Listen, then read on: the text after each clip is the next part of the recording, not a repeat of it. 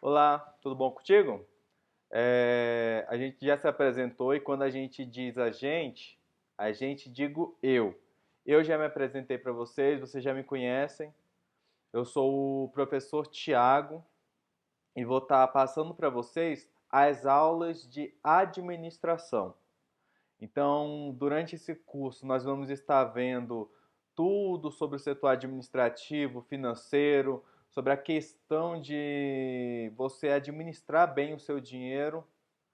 Então, nós vamos prosseguir com o nosso conteúdo a partir da próxima aula, porque eu acredito que seja importante, antes de conhecer sobre o setor de recursos humanos, sobre leis trabalhistas, que é algo que a gente vai falar bastante durante esse curso, eu acho bom nós começarmos falando um pouquinho sobre a administração, porque muitas pessoas elas é, entram nessa área, querem fazer parte do departamento pessoal, fazer parte do recursos humanos, do setor financeiro de uma empresa, mas elas não sabem de onde veio tudo isso e por que todo esse conjunto se chama administração. Hoje a gente vai falar um pouquinho sobre o que é a administração, só para poder introduzir você ao que é e de onde veio. E alguns nomes que são importantes. Não são todos os nomes que compõem a história da administração, mas são alguns que são importantes para cada uma das fases que a administração teve a partir do momento que ela passou para dentro das empresas. Vamos lá? Primeiro, acima de tudo, o que é a administração? É a área da ciência responsável por gerir os recursos humanos e materiais da empresa para extrair o máximo de valor de cada um deles. Acredito que dê para você perceber aqui, quando a gente fala a questão do máximo valor de cada um deles. Quando a gente fala em valor dentro de administração, nós estamos falando de tudo aquilo que é percebido, de tudo aquilo que é notado pela pessoa, aquilo que ela olha e para ela tem um determinado valor, o que é diferente de preço. Preço é o valor que você paga por determinado produto ou serviço. Valor não, valor é diferente. Valor é aquilo que você percebe. Às vezes você aí, contigo nesse momento, você está com um colar, com um relógio, com alguma coisa que não é tão cara assim. Não custou muito em dinheiro. Foi um presente que você ganhou, foi até barato. É um relógio que você não pode nem mergulhar ele na água, porque custou R$ 5, R$ 10, mas foi alguém que você gosta que te deu. Então, esse valor monetário que foi pago, ele passa a não ter importância, porque o que importa para você vai ser o valor que ele possui para você. E nesses casos, aquilo que é caro nem sempre vai ter valor para você, e aquilo que tem valor nem sempre será o mais caro. Deu para entender? Então, quando a gente fala em questão da gestão dos recursos humanos e materiais, da administração em si, é exatamente isso. É como você vai estar tendo esse valor aumentado na sua empresa, no seu produto, sem que para isso você precise gastar mais. Continuando, é o conjunto de conhecimentos a respeito das organizações e do processo de administrá-las. Então, como a gente vai ver no decorrer dessa aula, a administração ela não é algo isolado. Ela não é apenas um conhecimento formulado, um conhecimento fomentado por algumas pessoas. Ela é todo um conjunto. Ela é muitas ciências, muitos conhecimentos reunidos para formar uma só ciência, a administração. Então, o que essa ciência vai fazer? Ela vai tratar a questão das organizações e do processo de administrá-las. É aquela questão, como é que eu vou gerir as pessoas, questão de contratar, mandar embora, e como eu vou gerir os meus recursos. O que eu preciso comprar, qual é a matéria-prima que eu necessito estar indo atrás, qual o fornecedor que eu tenho que procurar para me proporcionar o melhor preço, o que eu tenho que fazer com a logística daquele produto para que ele não fique armazenado muito tempo em um só local e eu perca a validade dele por não estar de olho nesse prazo. Então a administração vai ser exatamente todo esse conjunto que a gente vai estar vendo no decorrer dessa aula. E de onde surgiu a administração? Se a gente tivesse em sala de aula e eu pudesse perguntar para vocês, eu perguntaria para vocês, para poder ouvir os palpites. Inglaterra, Rússia, sei lá, Grécia, Egito. Mas como a gente não está, então eu já tenho que dar a resposta para vocês. A administração, ela surgiu com os sumérios 5.000 anos antes de Cristo. Exatamente, há 5.000 anos antes de Cristo. E o que aconteceu? Seus antigos habitantes procuravam uma maneira para melhorar a resolução de seus problemas práticos. Então surge a arte e o exercício de administrar. Durante esse período, pessoal, a administração ela não tinha, de forma alguma, o nome de administração. Não é que de repente o cara estava lá, uga, uga, uga, uga, e puf, administração. Não, de forma alguma. A administração ela surgiu através da necessidade que eles tinham. Que necessidade, professor? Você pergunta. A necessidade de resolver alguns problemas. Que problemas? Esse povo sumério, só para exemplificar, ele vivia ali à margem do rio Nilo. Então, como todo rio, ele tem o período em que ele sobe e o período em que ele desce. Eles precisavam se aproveitar desses períodos, saber qual planta era melhor para plantar no período que o rio estava alto, qual planta colocar lá no período em que estava tendo baixa, e também questão de ovelhas, rebanhos, como que eles iam movimentar tudo isso. Então, esse surgimento da administração foi exatamente para isso, para a gestão de recursos, principalmente recursos alimentícios, porque nessa época, caso você não saiba, e acredito eu que saiba, nessa época não tinha geladeira, nessa época não tinha fogão, nessa época não tinha tudo o que tem hoje para poder armazenar. Não tinha nenhum daqueles produtos que tem no alimento que a gente come para poder conservar por muito tempo. Então eles tinham que saber gerir bem aquilo que eles possuíam para acabar não estragando, para as ovelhas não passarem do período de abate, ou para eles acabarem abatendo muitos animais e passando fome em outros períodos. A administração surgiu para resolver esses problemas. Aí a gente passa, pessoal, para o próximo tópico, que é o quê? Lá na China, há 500 anos antes de Cristo. Aí você fala, mas professor, então quer dizer que durante esses 4.000 e tantos anos que passou de um período para outro não aconteceu nada? Não, pessoal. Aconteceram algumas coisas, mas a questão é que nesse período aqui foi determinante o que aconteceu na China. E o que aconteceu na China? A necessidade de se ter um sistema organizado de governo para o império, a Constituição de Shao, que era o imperador, com 8 regras de administração pública. Fixa bem na sua cabeça. Administração pública. De Confúcio, exemplificam a tentativa chinesa de definir regras e princípios de administração.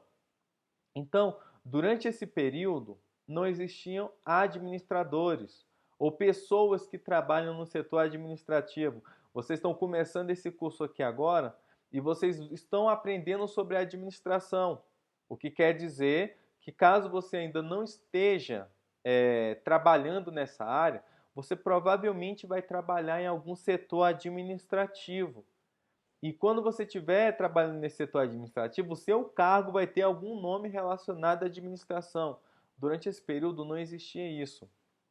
As pessoas que estavam à frente da administração, seja do império ou da resolução de algum problema do governo, elas não tinham a formação de administrador.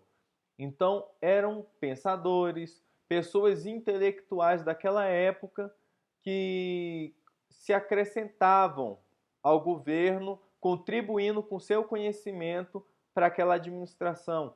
Acredito que você deve ter ouvido falar, e se não ouviu falar, coloca aí no Google, quem foi Confúcio? Que você vai ver muitas frases famosas dele, muitos pensamentos, alguns artigos que foram escritos da época dele. Ele não era um administrador, ele era um pensador que contribuiu com seu conhecimento para desenvolver a administração na China durante esse período. E o que a China administrava? Durante esse tempo todo, a China ela administrava principalmente recursos armamentistas. Ela se desenvolveu bastante porque durante esse período ela usava muito bem o seu exército e os recursos que ela tinha.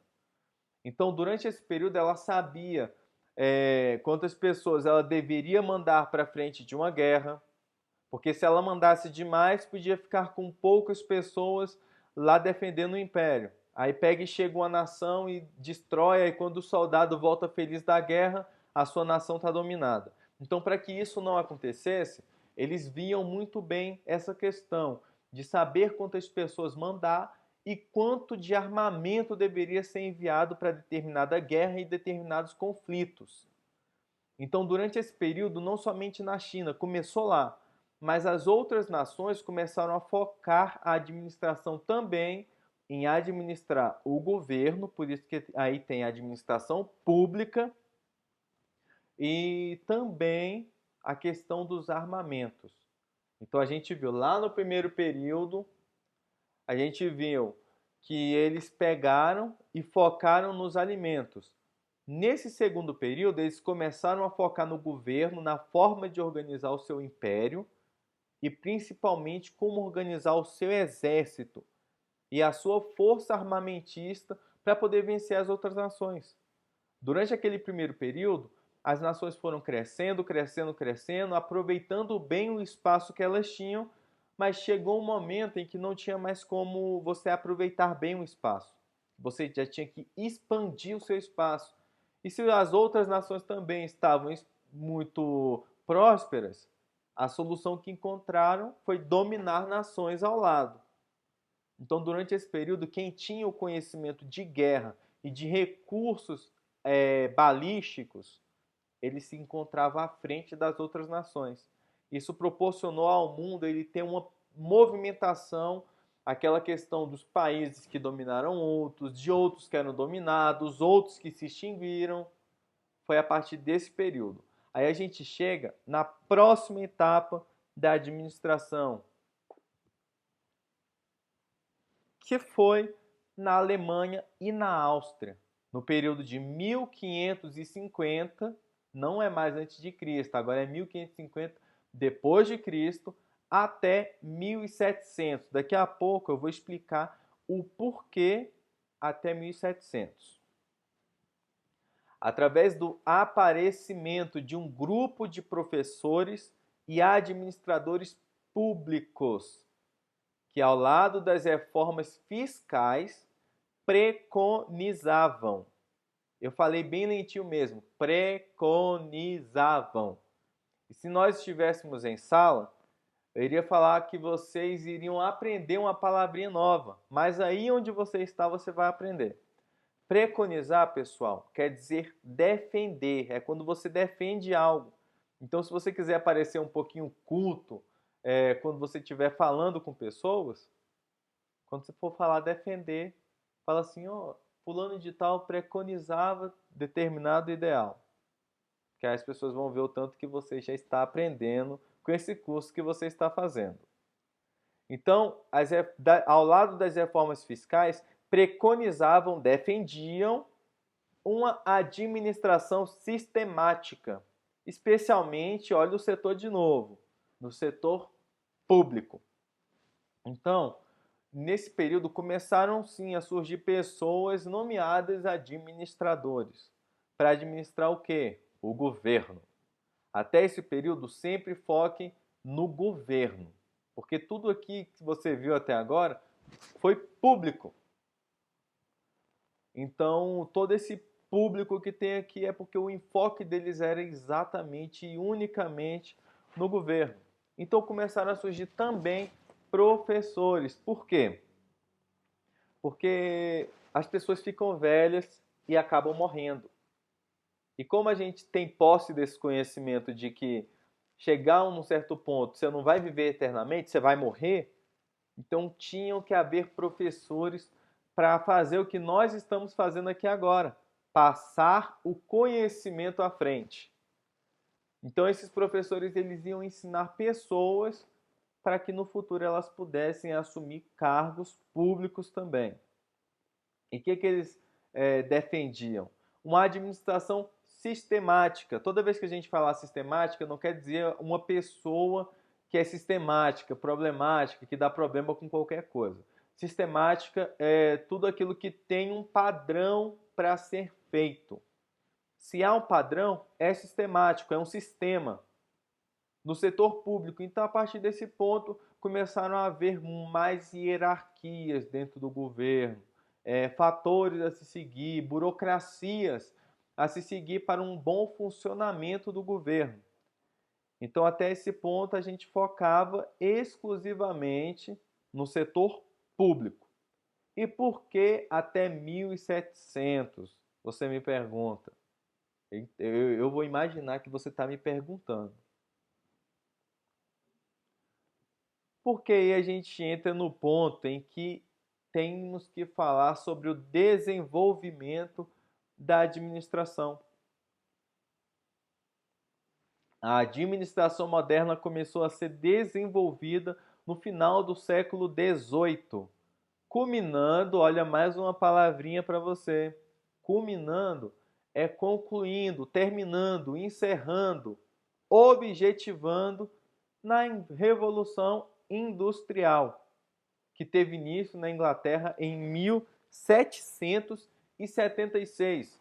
Por isso que no slide anterior a gente falou que foi até o ano de 1700, porque em 1776 houve a Revolução Industrial, que veio através da invenção da máquina a vapor.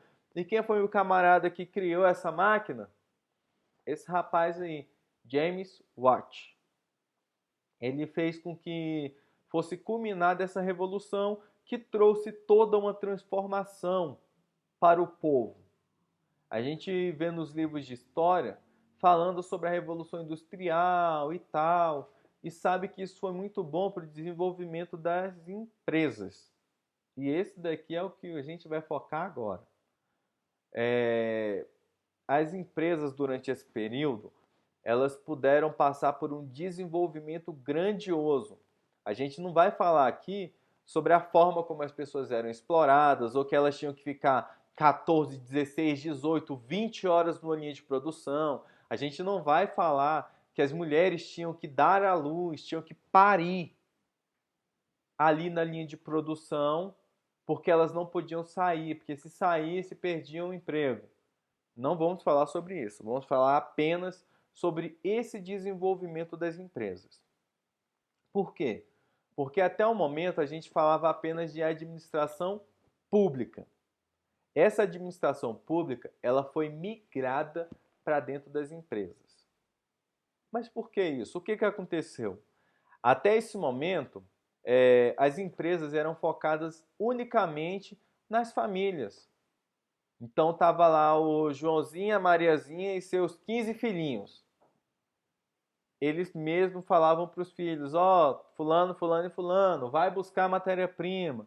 Você, vem ajudar aqui o pai, vem ajudar a mãe a fazer isso. Vocês vão levar para a cidade para vender. Você vai ser responsável por isso. Então, a produção era focada unicamente dentro de casas, de pessoas mesmo produzindo aquilo ali artesanalmente. A partir desse momento, a produção aumentou drasticamente através das máquinas. Então, se determinada família ela produzia 100 pares de sapato por semana, elas passavam a produzir 100 por dia.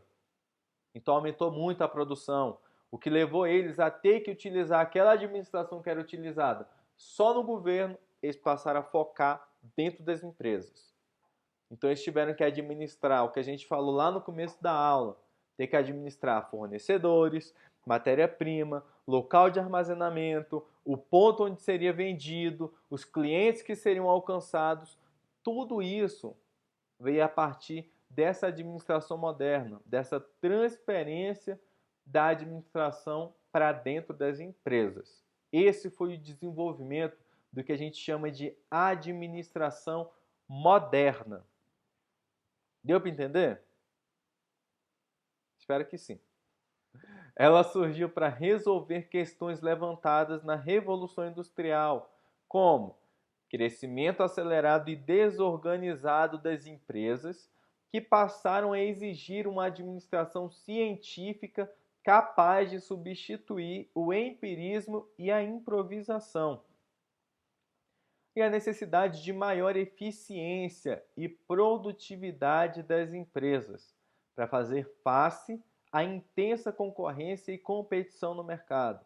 Como a gente bem sabe, não foi só uma pessoa ou uma empresa que utilizaram as máquinas. Muitos utilizaram. E o que criou-se através disso? Concorrência. Concorrência acirrada.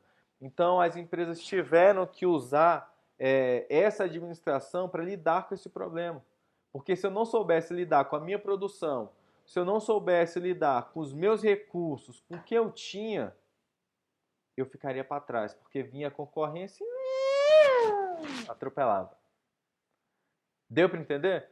Então, através disso, a administração moderna pôde trazer a resolução desses pequenos problemas, dessas questões que foram levantadas. E agora a gente entra nos principais nomes.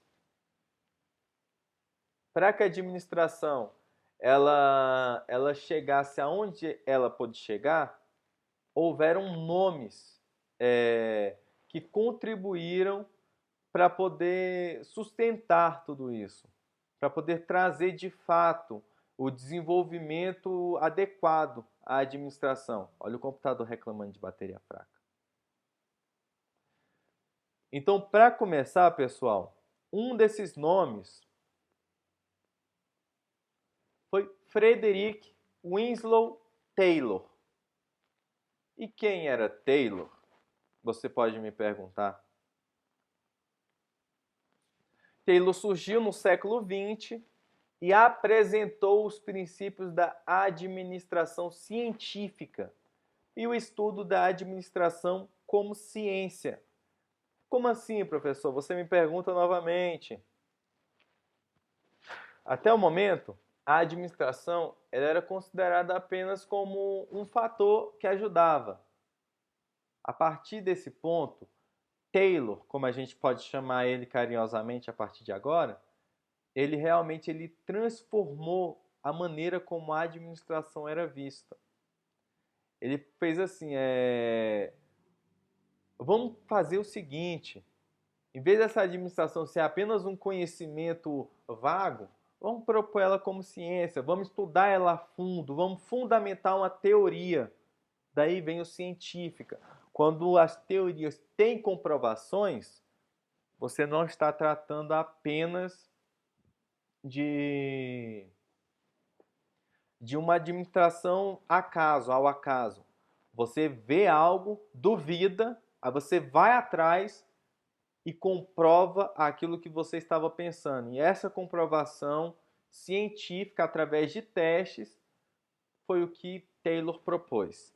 Conhecido como precursor da teoria da administração científica, Taylor defendia, aí a gente pode pegar e trocar, né, como vocês já aprenderam, Taylor preconizava a prática da divisão do trabalho, enfatizando tempos e métodos a fim de assegurar seus objetivos. Em 1911, publicou o livro Princípios da Administração Moderna ou Princípios da Administração Científica, considerada a Bíblia dos administradores. O que Taylor fez? Ele padronizou as linhas de produção. Ele falou assim, ó, beleza, estão produzindo muito, estão produzindo as empresas, mas como a gente pode melhorar essa produção? Em vez de eu falar para o Joãozinho fazer tudo, ir atrás da matéria-prima, produzir, fazer os processos de produção, ir até a finalização, vender esse produto, eu coloco cada pessoa para fazer uma tarefa diferente. Não sei se vocês já viram um vídeo chamado Tempos Modernos, com Charles Chaplin. Ele exemplifica isso. Ele exemplifica um período em que se colocava as pessoas para fazer a mesma coisa o dia todo. Não sei se vocês já ouviram aquela frase, eu não te pago para pensar, eu te pago para trabalhar. Essa frase veio desse período. Porque as pessoas, literalmente, elas só chegavam no trabalho, faziam uma função o dia todo, e quando elas saíam para voltar no outro dia, elas voltavam para fazer a mesma coisa. Isso proporcionou um grande crescimento para a administração como um todo.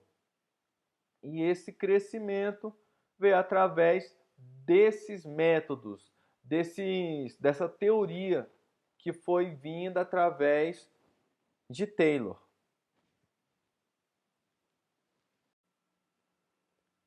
Pessoal, vocês vão perceber que o enquadramento aqui está um pouquinho diferente agora. É porque assim como a gente sente fome, vocês viram, o computador também sente fome. Então eu tive que colocar ele para carregar. Mas vamos lá. Como a gente já concluiu, Taylor ele trouxe essa importância para a administração nesse sentido. Ele focou o estudo dele da administração em tempos e métodos para agilizar todo o setor de produção através de métodos definidos. Então, eu já colocava assim, ó, João, você vai fazer só isso. Maria, você vai fazer só isso. José, você vai fazer somente isso. Então, a pessoa só chegava lá, trabalhava, e isso aumentou muito, mas muito mesmo, a produtividade das empresas. Por isso que através desse livro que ele publicou, que eu também vou estar enviando para vocês, o PDF, é antiguinho mesmo, é escaneado mesmo. Mas foi a forma que eu consegui esse livro dele. E depois eu vou estar mandando para vocês. Até hoje, esses princípios, essas teorias que ele colocou nesse livro, são utilizados na administração. Então é importante que cada um de nós, administradores, conheçamos muito bem o que ele pôde proporcionar para a gente com o conhecimento dele. E paralelo a ele, pessoal, não foi depois, anos depois, foi paralelo. Taylor estava nos Estados Unidos e o próximo nomezinho aqui, Henry Fayol, ele estava lá na Europa. Fayol defendia princípios semelhantes aos de Taylor, mas seus estudos só foram notados ao serem publicados nos Estados Unidos. Pessoal, como a gente vê ainda hoje, todo o pensamento em relação à administração, ele é tido um pouco baseado com o que é feito lá nos Estados Unidos. Você vê a diferença principal quando você olha para o nosso maravilhoso país e para os Estados Unidos. Aí você fala, mas tem as cagadas do Trump. Tem as cagadas dele. Mas observa o pensamento americano como um todo. Então, desde esse período aqui, lá de Fayol, lá de 1900 e lá vai bolinha. Desde esse período, os Estados Unidos eles eram focados como uma nação desenvolvida em relação à administração. Então, quando Taylor publicou as ideias dele lá nos Estados Unidos, o mundo todo olhou isso. E Fayol lá na Europa, pequenininho, tal, não havia WhatsApp, não tinha site, não tinha nada direito para você poder se comunicar. Então, não é que ele viu a ideia de Taylor e copiou. Ele teve uma ideia semelhante no mesmo período.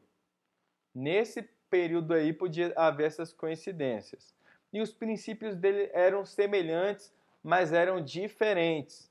A questão é que quando ele ia apresentar isso para as pessoas lá na Europa, ele falava assim: olha, Fayol, a gente já tem os princípios de Taylor. Então, para que a gente vai adotar o seu se o dele está dando certo? Não sabendo que o dele era semelhante, não era igual. Semelhante não é igual. O atraso na difusão generalizada das ideias de Fayol fez com que grandes contribuintes do pensamento administrativo desconhecessem seus 14 princípios. Que princípios são esses, professor? A gente vai estar falando sobre eles no decorrer do nosso curso. São princípios que também são utilizados dentro da administração. Enquanto Taylor estudava a empresa privilegiando as tarefas de produção, Fayol estudava a empresa privilegiando as tarefas da organização. Então ele não pensava mais somente na questão do que você estava produzindo, e sim na organização da empresa em si. A gente pode caracterizar e diferenciar os dois quando a gente pensa assim, ó, Taylor, ele pensava nos operários da empresa, em como eles produziriam melhor.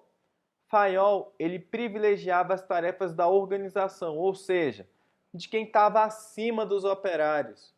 Como ia organizar a hierarquia, como ia fazer em relação à logística, em relação à organização de ambiente, catalogação de produtos.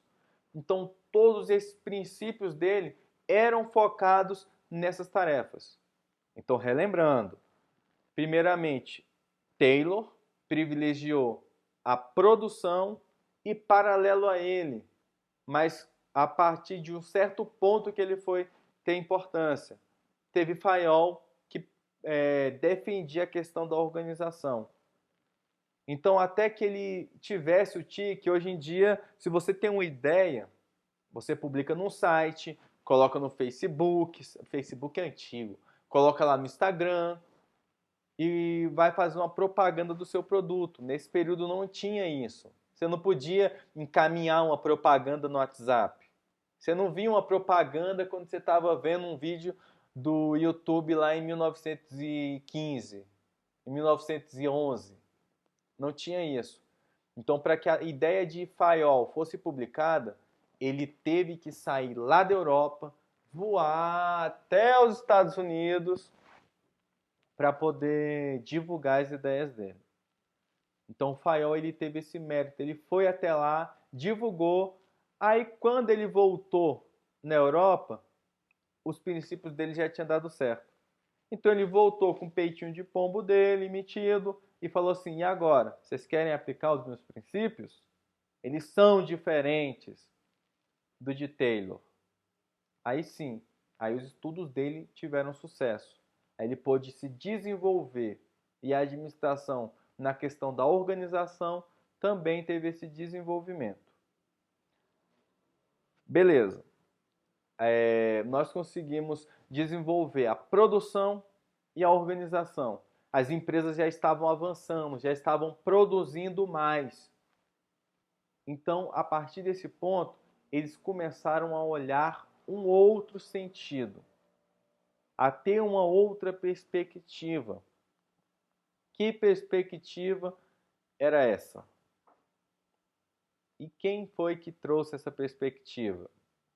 Tá vendo esse jovem aí, esse jovem rapaz, esse menino pimpão, serelepe aí?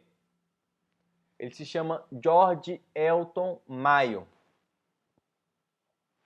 criador da teoria das relações humanas. Observa, ele já não estava querendo mais explorar trabalhadorzinhos, não. Ele já estava olhando relações humanas, em ver como ele poderia melhorar isso. Desenvolvido a partir de 1940, olha onde? Estados Unidos, novamente. Eu coloquei outra sigla só para vocês verem que a gente muda a sigla, mas não muda o lugar. Então, os Estados Unidos, eles até hoje, eles têm uma importância muito grande para a administração. Você vê, só para você ter um detalhe, quem vai se tornar presidente nos Estados Unidos tem que ter a primeira formação em administração. Eles focam nisso. Eles falam assim, ó, se você quer presidir uma nação, não basta apenas você simpatizar com a população, seja através de um órgão a menos, um membro a menos que você tem, ou por conta de um símbolo que você faz. Você não precisa ter essa vantagem com o povo para estar à frente. Não. Você tem que focar em ter essa simpatia com o povo, mas principalmente você tem que conhecer o que você faz e aonde você está e saber como administrar tudo isso. Aí a gente vê, né, de onde que vem a diferença entre uns países e outros. Então, mais recentemente, com novas ideias, com o nome de teoria do comportamento organizacional. Maio, como a gente chama esse pequeno rapaz, ele focou nas pessoas, nas relações humanas que era desenvolvida com as pessoas. Eles fizeram testes para constatar como eles poderiam aumentar o rendimento das empresas. E o que foi a forma deles alcançar esses rendimentos? Foi basicamente o movimento de reação e oposição à teoria da administração clássica, e é com ênfase concentrada nas pessoas. Pessoal, a administração clássica e a administração moderna, até o momento de Fayol, ela era focada em como aumentar a produção, em como aumentar o ganho do empresário e desconsideravam as pessoas que trabalhavam para eles. O que Maio fez foi entender que não é somente você botar as pessoas para trabalhar como se fossem formiguinhas ou criar uma linha de produção e colocar as pessoas para trabalhar de qualquer jeito e elas têm que produzir porque recebem um salário. Maio ele mostrou que se você priorizasse as pessoas, as relações humanas, elas produziriam mais. Então, essa produção a mais que teve durante o período de maio trouxe esse enfoque nas pessoas. Então, em vez de eu chegar em você e falar assim, olha, eu quero que você, olha aqui nos meus olhos azuis. Eu quero que você produza mais. E você tem que produzir forçado e sem gosto de trabalhar, ele entendeu que as pessoas produziriam mais se eu chegasse até elas e falasse assim, ó, você é valioso para a minha empresa. Sem você, não tem como a minha empresa existir. Então eu preciso da sua força de trabalho, que você me ajude para que a gente cresça juntos. Então, através de toda essa mudança no enfoque de pensamentos, as pessoas se sentiam valorizadas. Lembra o que a gente falou agorinha sobre valor? Que valor é aquilo que você percebe? Então a pessoa se sentia valorizada, ela se sentia amada pelo seu empresário, pelo seu patrão. Então ela produzia mais. O que é verdade quando a gente comprova isso é que você provavelmente deve conhecer pessoas que elas largam trabalhos em que elas recebem mais por locais onde elas podem até receber menos, mas são bem tratadas, são valorizadas.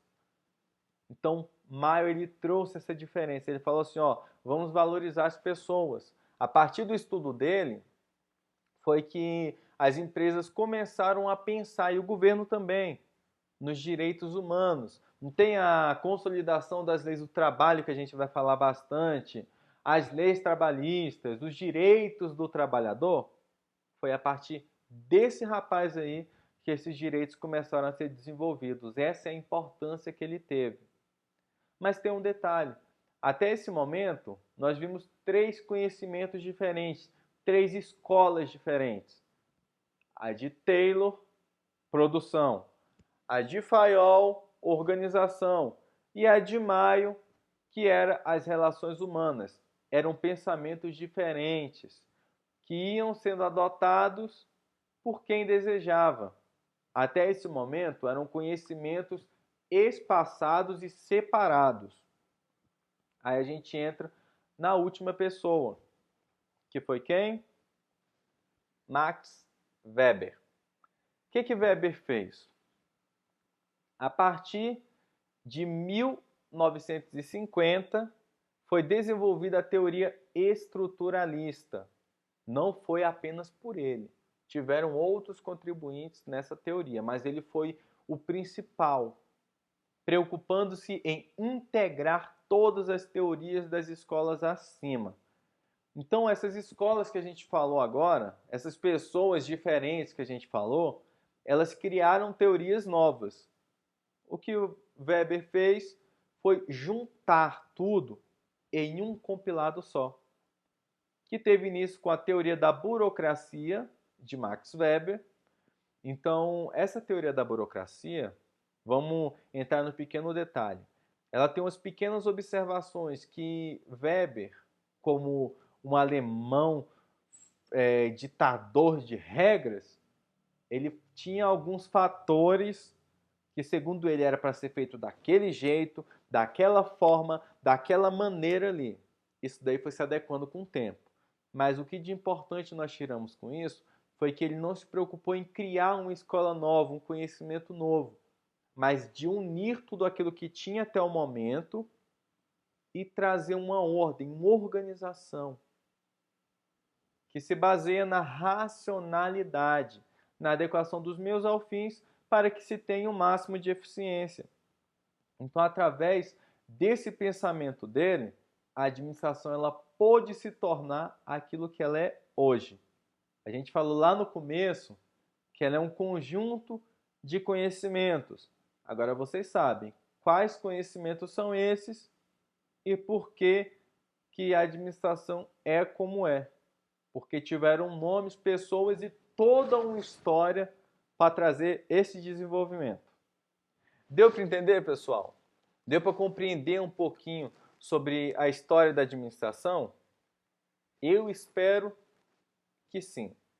Espero que o feedback de vocês seja bom e na próxima aula a gente vai estar falando sobre recursos humanos e leis trabalhistas, entrando de fato no conteúdo do curso. Beleza? Por favor, pessoal, para que a gente tenha ordem e para que a gente faça como uma lista de chamadas, eu peço que você coloque o seu nome completo no comentário da turma, na seção de comentários. Por quê? Porque assim a gente vai saber que você assistiu às aulas, que você entendeu o conteúdo, que você compreendeu tudo e marca presença para você. Então, por favor, não esqueça, estou pedindo de novo, escreva o seu nome nos comentários. Vou fazer igual ao YouTube, eu vou ficar insistindo para vocês, dar like no vídeo, se inscrever no canal, ativar o sininho e comentar lá embaixo. Beleza, pessoal? Até o próximo vídeo, até a próxima aula e tchau!